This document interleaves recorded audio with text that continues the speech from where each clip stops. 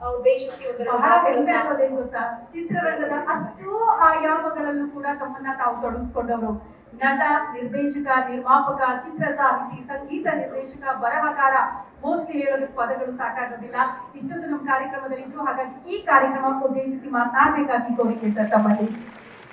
Guarantee ವಾಹಿನಿ ಇವತ್ತು ಎಲ್ಲ ಗ್ಯಾರಂಟಿ ಸುದ್ದಿಗಳನ್ನು ಕೊಡ್ತಾ ಮನೆ ಮನೆ ತಲುಪಿದೆ.